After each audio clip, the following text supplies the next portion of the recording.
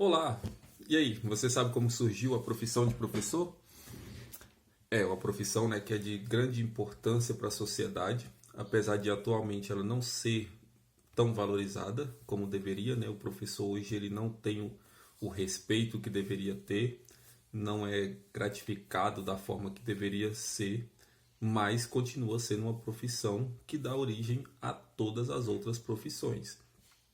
E a função de ensinar, ela é mais antiga do que a própria escrita.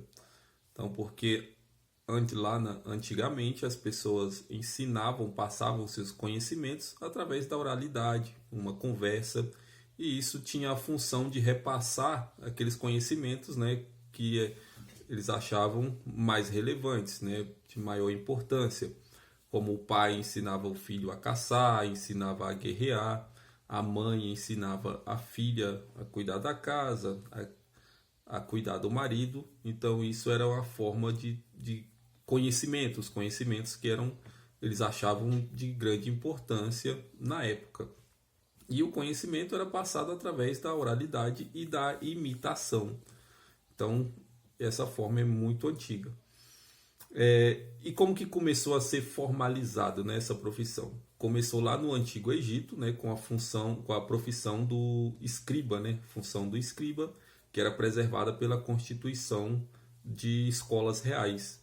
Então eles viram a necessidade de ter alguém que repassasse esse conhecimento. Então era um conhecimento específico que exigia pessoas qualificadas para transmitir esse conhecimento.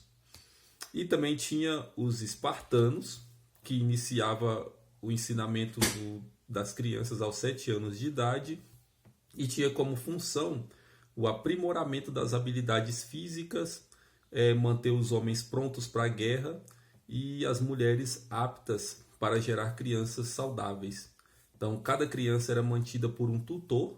Lá, no caso dos espartanos, cada criança tinha um tutor e esse tutor era escolhido geralmente pela afetividade familiar, né? Um amigo, e ele não recebia nenhum tipo de remuneração para poder ser tutor daquela criança e passar todos os conhecimentos necessários até que ele se tornasse um adulto, e a função realmente era aprimoramento físico e preparo para a guerra. Em Atenas, esse serviço de ensinar já era através de cobrança. Então, quem tinha o conhecimento, ele cobrava para poder passar aquele conhecimento. Cada conhecimento era delegado a um tipo de tutor ou professor. Então, como em Atenas eles queriam. O conhecimento para eles tinha que estar ligado com corpo, mente e espírito. Então, eles separavam cada conhecimento para um tipo de tutor ou um professor. Que aí tinha aquele tutor que era responsável pelo desenvolvimento intelectual, já outro tutor responsável pela escrita e a leitura, e um terceiro tutor que era para o aprimoramento físico. Então, em Atenas, eles trabalhavam esses 3 pontos. Então, desenvolvimento intelectual, leitura e escrita e o aprimoramento físico. Então, eles tinham e era um tutor para cada tipo de conhecimento. Na Roma antiga, era os retores. Então, assim como os sofistas gregos, eles circulavam pelas cidades, passando seus conhecimentos em troca de recompensa financeira. Então, eles cobravam para receber, para transmitir aquele conhecimento. E também tinha também os chamados Magister, que eles alfabetizavam aquelas crianças que não tinham condições de pagar para adquirir o conhecimento. Então, aquelas crianças que não tinham um poder aquisitivo, e não tinham condições de pagar para receber o conhecimento, eles passavam o conhecimento de forma gratuita. Período medieval, o conhecimento era restrito às instituições religiosas cristãs. Então, todo conhecimento, né, leitura, escrita, científico, era guardado pelas igrejas. E só tinha acesso àqueles conhecimentos os membros da igreja. Aí, vindo na Baixa Idade Média,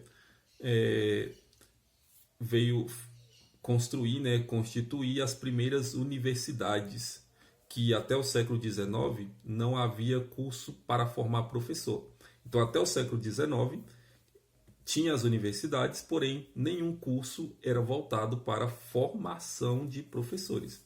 Então, era mais conhecimento científico, mas sem formação de professores. E no Brasil, né? No Brasil, a educação ficou marcada com o fim do domínio clerical, né?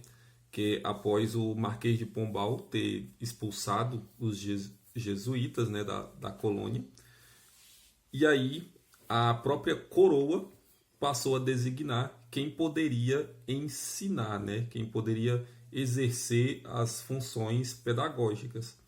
Então, esse foi o início da educação, né, no Brasil. Foi através dessa retirada dos jesuítas, que dominavam o conhecimento na época. E aí a coroa passou a colocar pessoas, né, a designar aquelas pessoas que poderiam transmitir conhecimento. E a profissionalização do educador no Brasil teve início lá em 1835, quando ocorreu a criação da primeira escola de educadores, que foi na cidade de Niterói, no Rio de Janeiro. E aí, né, já foi um marco para a educação. Então, um processo evolutivo, né, onde começou a ter cursos específicos para a formação de professores. E aí veio a evolução até os dias atuais. E aí, o que vocês acharam dessa pequena trajetória da origem dessa profissão, que hoje é de extrema importância para a sociedade? Não existe outros profissionais sem passar pelo professor. Então, o professor ele deveria, né, ser bem mais valorizado, mais respeitado, porque afinal nós professores nós ensinamos e damos origem a todas as outras profissões. Então, sem o professor não existiria o médico, não existiria o advogado, o juiz. Nenhuma dessas profissões existem sem passar pelo professor. E aí, você acha que o professor hoje ele é valorizado como deveria?